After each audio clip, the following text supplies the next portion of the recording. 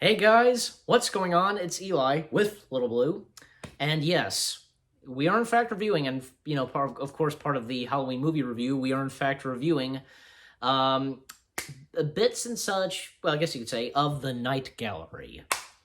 So, what do we have to say? Because of course, with the pilot, and at least for also talk about one episode, so I was in elementary school, like 1972, when this show was on originally, right? and it scared the crap out of me every time it came on. This opening sequence, the Pretty music, much, pretty much dead to some people when they watched it. yeah, the music, and just these disjointed faces going across the screen, and it was just like this. Would come up close, and then it would Yeah, go the intro by. to that. Yeah, Yeah, it was like, when the credits would roll, exactly. yeah, it was creepy. That was for music the too. rest. That was for the rest of the show. But it was a Rod Serling production, and Yeah. it was just Thus, excellent. thus, best known for the Twilight Zone. Yeah, it was so well done, and so it really brought back some memories to watch it tonight.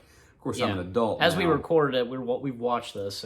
Yeah, it's like 49 years later that I'm watching this, so I can watch it and not go, So Exactly. Now, of course, with the pilot, because what do we have to say about the pilot? Because to me, because somebody I follow on YouTube said this, and I told you this, that to me it feels like the pilot to the Night Gallery is its own, is its own thing. it kind of is. My favorite story from that pilot was There are three stories. The first one, the cemetery. The second, Eyes, and the third, the escape route. right. Well, the cemetery is my favorite with Roddy McDowall. And literally, it's the first story told in Night Gallery, literally, and for the pilot. It is, but it's just With Roddy McDowall and Ozzie Davis. exactly. And Ozzie Davis as Portafoy or something like that. Portafoy, yeah, Yeah, that was and his name. Roddy Very Mc- unusual name.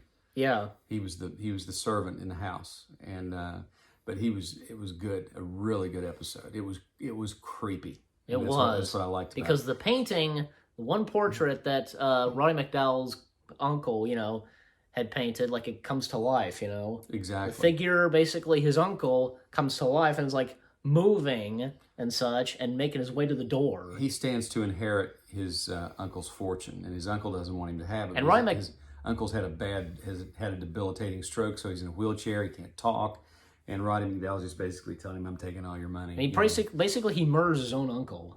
Well, pretty much. He sets him in front of the window, in front of an open window with cold air, and and he takes pneumonia and he dies. And so what happens from that is the portrait that hangs on the stairway is a cemetery, and it's the cemetery Right. next door to Thus- the mansion, Thus the title. the family cemetery.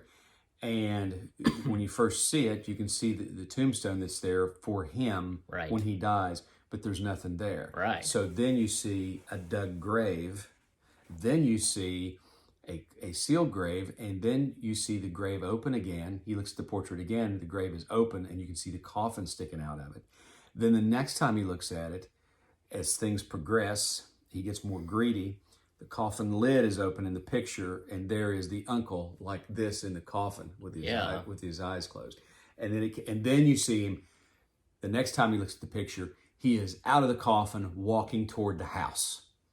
And he looks at it again. It's closer to the house. Then he hears footsteps on the front porch, Yeah. and when And he yet, looks Roddy at the portrait McDowall's again, character goes crazy. he's losing it. And then when he looks at the picture again, it's a portrait of his dead uncle standing at the door, knocking on the door. And then you hear the door knock, and Roddy McDowall goes crazy, and he goes upstairs and he gets the portrait of his uncle. Yep. And tries to throw it down, and he falls downstairs, breaks his neck, gets killed. Yep. And Portafoy comes in. Portafoy comes back, and what wasn't known in the will was that if the old man died, if he had no surviving family members, then everything fell to Portafoy, his servant of 30 years. Yes, but Roddy McDowall, of Portafoy knew course, that. and yet Roddy McDowall was there, so so it was him that took over the house and the fortune and such. But of course, when Roddy got accidentally killed, that's when Portafoy took the fortune and such. And then we find out that the portraits were painted by someone that Portafoy was paying off. And but how it ends up is Portafoy finds the portrait on the wall and sees it again, and this time the grave is open because Roddy McDowall's character was buried next to his uncle in the family cemetery. Right. You see that same grave opened up, and you see Roddy McDowell coming out of it. Exactly. And then Like, Portafoy, he goes like in a corner or something, I guess next to a clock or whatever. and just- the door comes open. There's nothing there, but The camera you can hear pans. Portafoy just going crazy. and he So screams, he's know. screaming. Yeah, he's losing his And the mind. camera pans, to the door and such, and it just goes to black. Exactly. Then, of course, we come to the next story, which being Eyes, starring Yeah. Joan Crawford, and this being, of course, directed by Steven Spielberg. Yeah, very young. one of Steven his Spielberg. first few directing debuts. One of his very first directing debuts, and I'm guessing that right after that is when he did the He did a Dennis couple- Weaver movie Duel, which was a fantastic movie. And yet, years later, and later in the 70s, in 1975, came Jaws. Exactly. So, what about this story, Eyes? Eyes was, it's It typical. is interesting. It's typical Rod Serling because it has a twist to it. Oh, yeah. The woman is she's very rich and she's blind. Been Yes. blind all of her life. She wants to see. She wants to see. She finds out about an operation that's been done successfully Yes. on animals. Some of the lines that she gives, like, I want to see the sun, or I want to see colors. Yeah. Just And desperately wanting to see. so, she's a very wealthy woman. She can afford to get whatever she wants. Hmm. She bought the building and she's the only one living in it. Oh, yeah. And so she tells her doctor, she says, I'm aware of a surgery that's been done successfully where they were able to transplant the eyes into and he said, yes. He said, but that's only been done in animals, and they were only able to see for 11 hours, and then they lost their sight. So her attorney finds this guy who is deep in debt with this loan shark, owes him $9,000, and she offers to pay him $9,000 for his eyes. And That's crazy to think, like, she wants his eyes, right. It's played by, and the man who's going to donate his eyes is played by none other than Tom Bosley, who also played Richie Cunningham's father in Happy Days. And I was not a fan of Happy Days. I can just say that now. I never watched that show. I never got into it. Right. But he plays the poor schmuck that's donating his eyes for the $9,000 to pay off this loan shark. Yeah, and that sequence where, like, they're both in the hospital, Exactly. That creepy, like, camera shot of both of their eyes, and the Exactly. eyes and their eyebrows, just creepy. Steven Spielberg, he shot that. It was Oh, yeah. brilliant the way he shot I was that. going to mention that, because the way that this was shot, and it's Spielberg, It was done so well. And so what we see then is that she does see, but like, she sees for just a second. Yeah, and because then as she's unblindfolded, she sees, like, the chandelier and such, but then it just goes black. And- like, no! and she's going, no, she's screaming, carry on. Well, it turns out there was a blackout. Yes, At the that's very second that she opens her eyes, a blackout happens within like 3 seconds of her Yeah, and if I regaining her sight or gaining her sight. remember correctly, there was an actual blackout during that time. There was an actual blackout. Yeah, because and- I read this on IMDb. So right, but she falls, she goes nuts in Like, this apartment. she, like, walks around even to the stairs. Like, everything's black, but you can see samples of it. You know? it's like she's It's standing like in her blackness. Right, We're seeing her point of view, basically. exactly. And then she wakes up in her chair. Yeah. And when she wakes up, she realizes that she indeed can see. Yeah. And that it was just, the lights were out. And we hear her voice. Basically, she's talking in her mind, I guess. And you can see the window in her high-rise apartment behind her. It's cracked where she has thrown stuff and cracked the window. Right. She goes over to the window. She sees the sun. She sees the sun for the first time, and it's early in the morning. It's sunrise. She sees the sun for the very first time, and it starts to fade on her. Right. Because she's obviously been asleep for several hours, and from that time, it's almost the 11th hour. So her sight is about to leave her. And so she's standing there, and she's looking at the sun, and the sun's starting to fade, and she's like, no, I don't want to lose it. I don't want to lose it.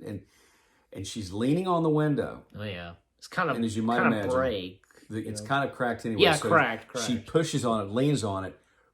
Window breaks. She goes tumbling out the window. Bye-bye. She's dead. Falls to her death, basically. But at least she got to see for a few seconds before she Yep. actually died. So And then the third and final story to the pilot, the escape route. This retired Nazi soldier who wanted to be a fisherman, yeah, that was played by Richard Kiley. right. So, And his whole past was haunting him the whole time. yes. It was haunting him the whole time because Obviously. he had been a German officer at a Nazi death camp, and was responsible for the death of thousands of Jews who were in the Right. concentration camp during World War II. Exactly. One man who is Jewish and happens to be living there sees him, recognizes him, confronts him, and he finally confesses that that's who he is. And he kills the old man. Yeah. But he wants desperately to be in this painting. Right. And like at one point in the episode in that story, like he's in this exhibit or museum and sees these paintings, and like it's all basically all him. The figures in there are like his faces, you know. Yeah, there's one painting that was hanging up that was done as a display. It was on display, and it was a torture. It was a crucifixion, and it was actually someone hanging on a cross. Well, Right. in crucifixion, you know, we think of Jesus being crucified, that he was nailed to a cross and he only lived 6 hours on the cross. But in most cases during crucifixion, they would live for a couple of days, sometimes days, and they would just basically Yes. die of exposure and dehydration and starvation and whatever else. But this case, it was a portrait of a crucifixion, and Right. a man hanging to a cross and had just a tortured look on his face. Exactly. So at the very end, he's begging. He's been caught. The cops are coming after him, and he's begging, "Please put me in the painting." He wants to be taken in the Yeah, painting. he's on his knees and he's just talking, you know. But he wants to be in the painting of the fisherman because he wants to be forever in this painting. And as a Rod fisherman. Serling says before the story begins, you know, who wanted to be a fisherman. Exactly. So what happens is he is actually sucked into the painting, Yep. but not the painting of him fishing, but No. the painting of the crucifixion. Yep. Interesting twist there. Very interesting twist. Yeah. And another thing is, because we noticed this, because like, and I knew this too, because there are two guys who are actually tracking him down, you know, Mhm. and who do, and one of them is played by what's his face, who we've seen before in Star Trek, you know. He was the God Imposter. Looking Bill, I think is his last name. Yeah, he played the Looking God. Bill, yeah. He played the God Imposter in Star Trek V, and Admiral Hansen in Next Generation in The Best of Both Worlds. Yeah. And I remember he was also in Looney Tunes Back in Action, the part of the Acme Corporation. Yeah. Yeah, exactly. But he was in it. He was the cop, the detective that was chasing him. Right. That was chasing this former German Yes. Nazi officer of this Yeah. concentration camp.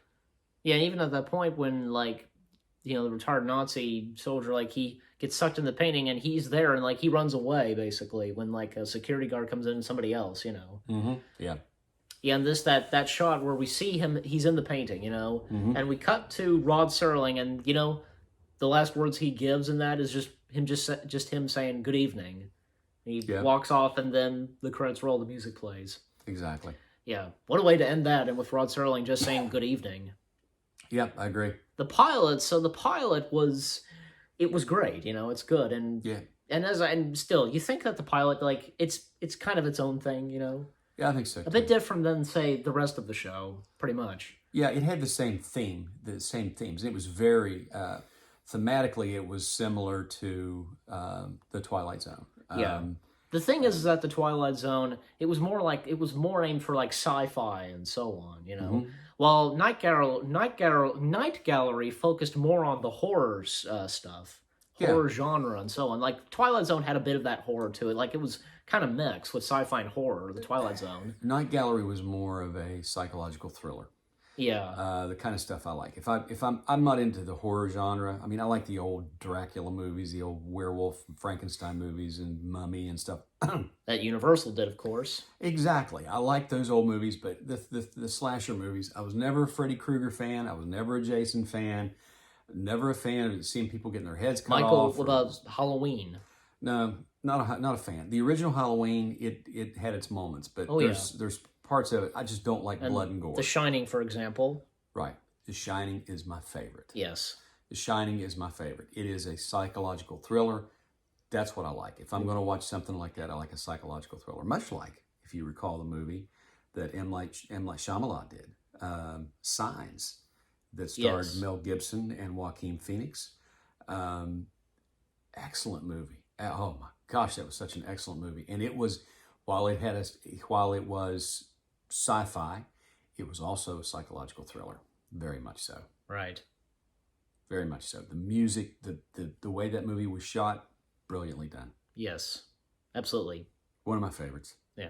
And of course, jumping back to the Night Gallery, because we were changing the subject, Sorry about that. But because also, this is also a pretty good episode too, because with episode 2, because we were watching Night Gallery and we of course watched the pilot. And I didn't realize this, that we kind of mistaken episode 2 for episode 1, but who cares?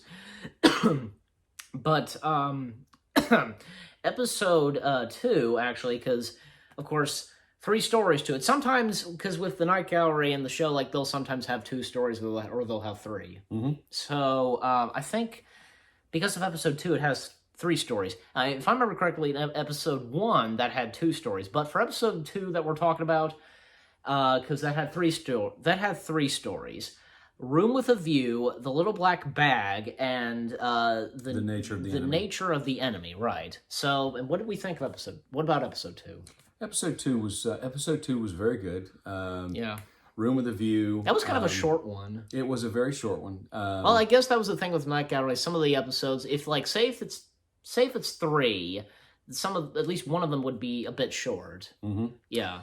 I like The Little Black Bag. With Burgess Meredith and Chill Wills. Yeah, and because in that one, the Little Black Bag, because there's this futuristic hospital kit or something, mm-hmm. and Burgess Meredith and Chill Wills encounters, and yet Burgess Meredith's character used to be a doctor, mm-hmm. so they find a doctor's bag in a trash can, and it's from the future. It was accidentally set there from the future, right? So you have a bit of sci-fi in Night Gallery, right, so from the year 2098, no less. So basically, any disease can be cured with the instruments in this bag. I mean, it was more advanced than what Dr. McCoy uses on Star Trek. Yes. And it basically had the cure, it had the treatment and the cure instructions for how to treat a disease, how to cure it. He cures this little girl of strep, just instantly she's cured. Right. Gives her an injection, right, and then he removes a tumor from this homeless guy that lives in this shelter where the rest of them live. And then, he's going to address these doctors, and then Chill Wills gets greedy, and he wants in on it, and right, decides to kill Burgess Meredith. So he goes in and poses as a doctor before this symposium of other doctors. Burgess Meredith is the actual doctor, so but Chill Wills' character kind of being a jerk, so and he's not a doctor; he's an idiot, and total idiot. And not trained, just so wanting all of the scalpel, all of the attention or something like that. He took what Burgess Meredith said jokingly, and he took it seriously. So he decides to do a demonstration on himself, and he basically takes this futuristic scalpel and runs it in his neck 3 centimeters, and it kills him. And all these doctors are like, "Why did this guy kill himself? Why couldn't he have just done this quietly in his own home? Yeah. Why did he have to make a spectacle out of it?" And it was kind of funny how it ended. He got his just reward, because he got greedy, and yeah, that's what I'm talking about. You were looking at me funny, well, he did. He killed Burgess Meredith. He stole. Burgess Meredith was the doctor. Burgess Meredith didn't want it for money. He wanted to cure people. He wanted to help people. Exactly, yeah. But this guy just wanted money. He said, "You can make a lot of money on this." All he was interested in was getting drunk. He was a wino. Yeah. Because he was trying to get Burgess Meredith to sell the bag at a pawn shop for $8. He said, we can get whiskey for that, So that's the thing. So he got his just reward in the end. Then The Nature of the Enemy. Actually, no, because we didn't talk about The Room with a View that much. Because in that one, it's short, because, that one I didn't get into that much. Diane Keaton is in this one. Yeah, Diane Keaton. She plays the nurse. At first, I thought it was... she looked familiar when we were watching it, because it had been a little while since I've seen that episode, and I recognized her, and that's when, later, because I looked up IMDb, it's Diane Keaton, so... Yeah, at first I thought it was... who did I say I thought it was? I don't know. Can't remember. I can't remember either. Anyway, blonde actress who played in the movie, a lot of movies in the 80s, but this was back in the early 70s, and I thought, that's probably not her. But yeah, once we got a close up, then I recognized. You said Diane Keaton. I said, yeah, that's who it is. And in this one, because and in Veil, because the description says An unveiled husband plots, because I'm looking at that on the TV right now. We've got Night Gallery. An unveiled husband plots revenge against his cheating wife with the unwitted aid of his nurse in this suspense-filled episode, co-starring Diane Keaton. Right, it's an invalid husband. Invalid, right. Yeah, it was kind of twisted too from that angle. It's kind of hard to tell what it says, but I can say invalid husband, right? Yeah. Whatever that means. Exactly. So, like, he gives the nurse, like, this gun and such. And I remember, because, like, right before that story ends, we do hear gunshots. Yeah. So, like, what happened, basically? Well, I'm sure she killed her fiance. Yeah, and her and that guy, that shirtless guy, so, you know. Yeah. Well, who knows? Probably both, or just her, so. Yeah. Okay, and then the nature of the enemy. What about that one? The nature of the enemy was interesting. It was a little, kind of, got a little goofy at the end. I mean, yeah, we were when talking. you saw who the enemy was. It's a giant rat. Well, because there's like an because this is like in a space station. The astronauts are like on the moon or something. Well, it shows mission control and right mission control of course. There's been two ships sent to the moon. One has supplies. One has building materials, and they're going to build a base on the moon. Exactly. Well, they lost contact with both crews, so they send up a rescue crew. Exactly. So this one astronaut's on the moon, and he's standing there in front of the camera, and he's saying, "All I can find, I found debris." Right. And he'd found one ship, but there's nobody around. So he finds a device. He says they did manage to construct this. He said, I don't know what it is. He said, but he shows it, and yes. The mission director, the flight director, he shows this to the media, and one of the journalists sees this device that was built, and he says, it looks like a mousetrap. And I thought, oh my God, I know what's going to be. And sure enough, it's a giant freaking rat. It was a giant rat on the moon, and that was the enemy. And that's how it ends. It's like, that's the enemy, you know. And then like, boom, really? it just and one last shot of rat on the one moon. last shot of seeing the rat on the screen, and boom, the credits roll. Yeah, it was, what a way to end that. Yeah, I was a little disappointed in that one, to be honest with you. But I guess it is kind of still interesting when you think about it. Well, in the whole concept of the Night Gallery, it's Rod Serling. He is in a gallery, like an art gallery, and he's showing and these portraits. Portraits everywhere. The portraits he focuses on 3 portraits because there's 3 stories. One at a time, you know. And he goes to the first portrait, and the portrait has something in it that pertains to that particular story. Exactly. Well, this one, for the nature of the enemy, had the surface of the moon, and it had a space helmet on the moon. And I thought, I remember that. Oh, this looks like it could be cool.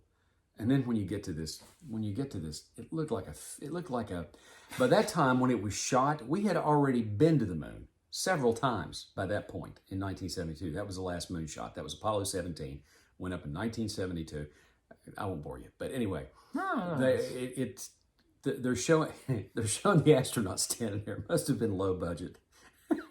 Well, even for the 70s, literally, they almost got USA across the. Really? Okay, USA. Why don't you just put an American flag on there and have NASA on there or something? Well, it is the Night Gallery, so then I guess the episode, the story style of Mission Control. It reminded me of a 50s style sci-fi. Yeah. And I loved some of those old sci-fis. Like well, it could be 9 from Outer Space. It's like maybe it could be that story, the nature of the planet. It could be the nature of the enemy's style of Mission Control or something. That's true.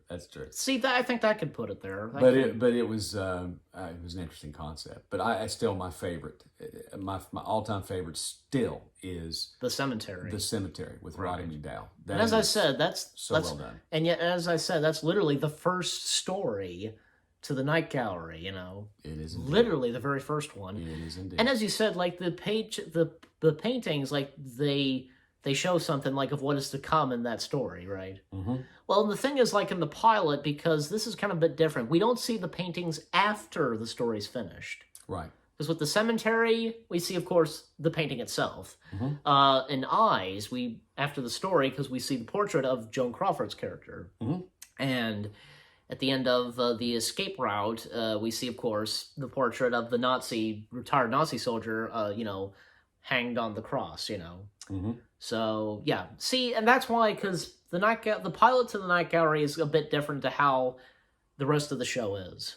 Mm-hmm. Because for one thing, as I just said, of how the portraits are shown, that kind of stuff. Even like say, because with the Night Gallery, because like it was just basically 3 paintings. You didn't have anything else there. You had those; they were covered up by curtains or something like that. Sheets, whatever.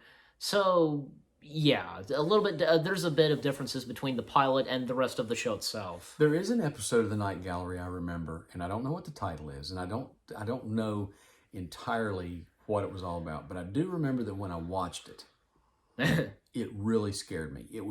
I wouldn't remember the title, even if I've seen it. Because keep in mind, I was in about 2nd grade when this came out. Right. So 1970. It was 1970 when it started. I checked. 70. Okay. Just a year after the pilot, which was in 1969. So. Well, if it started in 1970, when that was 1970, 71, 70, I was in kindergarten. 71, I was in 1st grade. That's how I keep track of what grade I was in. Because 71, 1st grade, 72, 2nd grade, 73, 3rd grade, and so forth and so on and so on. Yeah. So I would have been in kindergarten or I would have been in 1st grade. But I remember this episode. It terrified me. I mean, I was under the covers. I had my head covered up under the covers. And all I remember about this episode was this boy, I think I remember this right. This boy and his dad, they had this thing, they would whistle to each other. And the little boy dies and they bury him. And I remember something about I don't think I've seen this episode, okay, so dad it's not ringing a bell. Goes to the cemetery and he whistles and he hears a whistle back. That freaked me out. That was like, it wouldn't now, but I mean back then I was just like, not to anybody. It was one of those things. So yeah. Creepy. Yeah, okay, so I don't think I've seen this. I don't think I've seen that episode. It wasn't ringing a bell. That may be a season we don't have. Yeah. Maybe. I mean, it ran from 1970 to 1973, so I'm guessing, I think we've only got 2 seasons. we need to get the rest, so. Yeah. But anyways, besides that, anything else on the Night Gallery? No, it's just it was a show that was well done. It was like The Twilight Zone was way ahead of its time. Yeah. Night Gallery was way ahead of its time. I'm surprised it didn't go farther, but of course, unfortunately, Rod Serling got sick. He died. Well, and even though, because the Night Gallery ended 2 years before he died, so.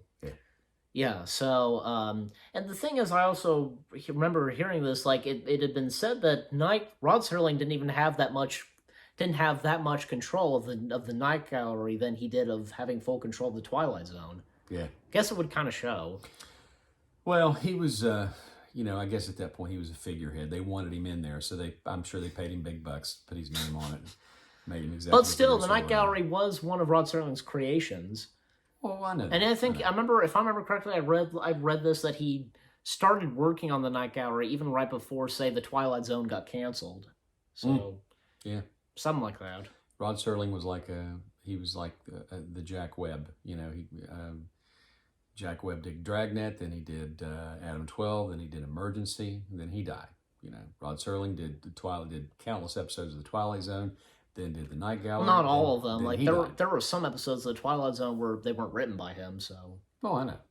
Right, like The Invaders was not one of them. The Howling Man, just some of those. Well, I mean, he had, but the thing of it is, he had good writers. They had some really good stories, and it was very well done. Oh yeah, some very good and specific writers for the Twilight Zone. That is exactly. You gotta choose the right ones. Exactly. Yeah, and so I'd give. I give Night Gallery 2 thumbs way up. If you get a chance to ever see it, if you can find it, I give it 10 out of 10 because it's great and because it's another one of Rod Serling's creations. Find it on Amazon Prime and buy it, or at least rent an episode and watch it. Find the DVDs, whatever. Yep. Because we've got a visual aid. Okay. Night Gallery. So, yeah. Thought I'd show that off. So let me see it. Cheap special effects here. We're gonna have it in the background, like something of the Night Gallery. But go ahead and we're gonna have the Night Gallery. In the something background. like this, it'll be the background, like Rod Serling standing behind us. Yeah, or if you could find a creepy opening and put that up there to run the whole time, that would be great. I don't know. I've just so far I've only done this with just one picture, like I'm telling you, like a poster or something, just one. It literally is, and I think it's where where it came into the American lexicon, or if you call it lexicon, because it was more or less the sound, when somebody was, ooh, ooh, that was the music of of Night Gallery. Yes. It's like, ooh, I mean, it was Oh, that was... just creepy. But the music to the pilot is different. You know, dun dun Yeah, dun dun. yeah. I But, like that. It's so. very reminiscent of. It is very reminiscent of the Twilight Zone. Yeah, but it's a bit different, obviously. Maybe because Different, of the yes, notes but or it has. something. But there's just something that reminds you of the Twilight Zone when you hear it. So Yeah. So, but once again, you give the Night Gallery 2 thumbs up, way up, and 2 such. thumbs way up. Yeah. Same here for me, and I give it 10 out of 10. So, the Night Gallery is great, and for it being another one of Rod Serling's creations after the Twilight Zone. Exactly. So, anyway, so anything else? No, that's it. Yeah, you guys let us know what you think of the Night Gallery, and any episode you've seen, just let us know. And, you know, I've heard this. I'll go ahead and say this. I feel like I've heard this at one point. I don't know if it's even happening, like saying there'd be a reboot of the Night Gallery. That'd be real cool if they can pull it off. If they can. And do it well. Just like, cause like how the Twilight Zone got a reboot or something. Yeah, I haven't watched any of those. I'm afraid to. To me, it's I'm like, afraid of what they did with it. yeah. But anyways, but who knows? But, you know, who knows on the Night Gallery reboot? It may be good. Who knows? Hopefully can pull it off, as you said. Yeah. So, once again, 10 out of 10, and 2 thumbs up for the Night Gallery. It is great, and you should check it out, and if you have, let us know, as I said, you know. But anyway, so we hope you enjoyed our review of the Night Gallery. More new reviews coming your way. They're going to be awesome. Keep looking forward, and continuing on with the Halloween movie review. Any last words? I must be off. Little Blue says I must be off. For me, again, we hope you enjoyed our review of the Night Gallery, and we will see you guys in the next video/review video. Take care, and peace out. And good evening.